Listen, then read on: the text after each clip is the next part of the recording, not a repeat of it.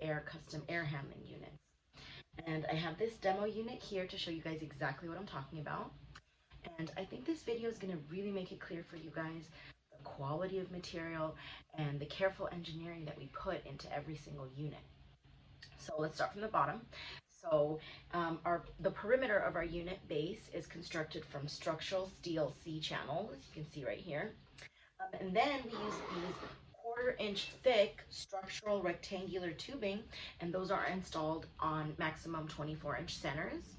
And then in the fan and coil sections, there's going to be more structural rectangular tubing for support, because these are of course the heaviest sections in the unit. And then of course everything is fully welded, so you guys can see what the welds look like right here. And this is all really important because a lot of other manufacturers, they might use like form channel or even extrude aluminum for their bases. And we never use that. We always use structural members for our bases because that's how we meet your deflection spec.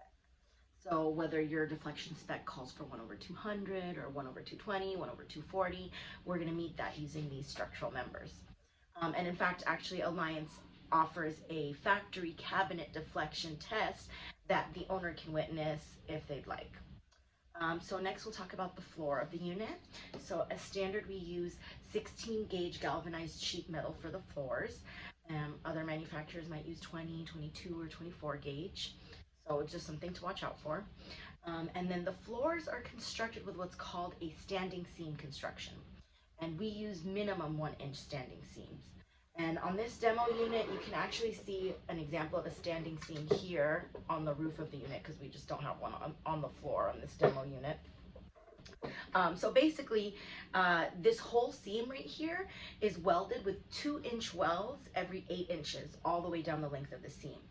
And then we apply caulking all the way down the length of the seam. And then the entire seam, we actually connect this cleat on top of it. So that way the entire seam is covered all the way down the length with this cleat. So why do you guys think we go through all of this trouble with the floor of our unit? Why do we weld it, then we caulk it, and then we cover each seam? It's because we're trying to prevent or limit leakage. Our standard unit construction meets a really tight leakage specification. So our spec is 1% leakage at 1.5 times design static pressure, and that's up to 12 inches. And a lot of the times I actually see less than 1% leakage on our tests, but we say 1% to kind of cover our butts.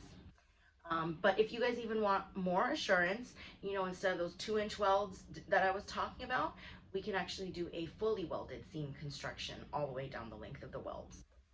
And construction methodology is going to be the same whether your unit is designed to be made from steel or aluminum.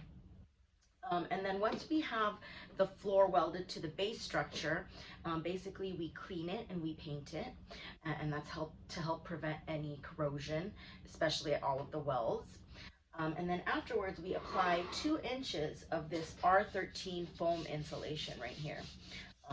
And then underneath we install what's called a floor liner. You can see there's a liner installed below the insulation to help protect it. So I think you guys can see, between the carefully thought out standing seam construction and this foam insulation on the base, I think you guys can see why our leakage spec is so tight. Okay, I think we're done with the base now, so we can move on to the unit housing. So for the roof and the side panels, Alliance uses, you guessed it, a standing seam modular panel type construction. So basically the panels are attached to each other, to the roof and to the floor using bolts. So that way all of the panels are removable.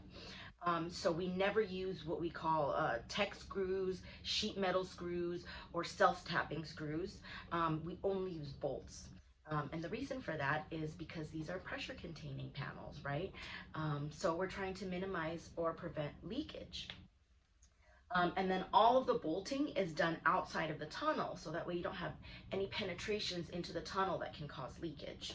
So you guys can see here, these are the bolts, and you can see that the bolting is done outside of the tunnel. See, on the bottom right here, you see the bolts at the top. A little hard to see probably. Okay, so after we put the standing seam construction together, then we seal the seams, and then insulation is installed. And then we can either use a solid liner on the interior, or we can use this perforated liner. And the reason we use perforated liner is when you have noise concerns, right?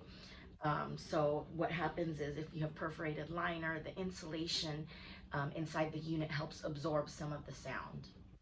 So that way your discharge sound levels are better. And we also offer the option of thermal break cabinets. So thermal break is when we use this neoprene gasket here. It's used to help prevent sweating on the outside of the cabinet. So anytime there's metal that's touching the outside of the cabinet with metal that's inside the cabinet, we put this neoprene gasket between the two called thermal break to help prevent sweating on the outside of the cabinet. Because the temperature on the inside of the cabinet is so much greater than the temperature outside of the cabinet. You don't want to have any sweating. So, and then as for paint, Alliance actually applies a 3 mil coating of polyurethane paint, and it's rated for 2,000 hour salt spray tests. And for the base, we actually paint the base with a primer first, so that way you have the combination of the primer and the epoxy top coat. You get 5,000 hour salt spray rating, and then the rest of the cabinet, we could do 2,000 hours, we could do 5,000 hours, whatever you guys need. And of course, plain old aluminum looks good on its own too, so you might have a customer who likes the look and doesn't want you to paint it. So I think we've gone over the entire unit. So hopefully this video was very helpful for you guys to understand how Alliance Air constructs their cabinets, and I hope this has helped you guys so much. Thank you for watching. Take care.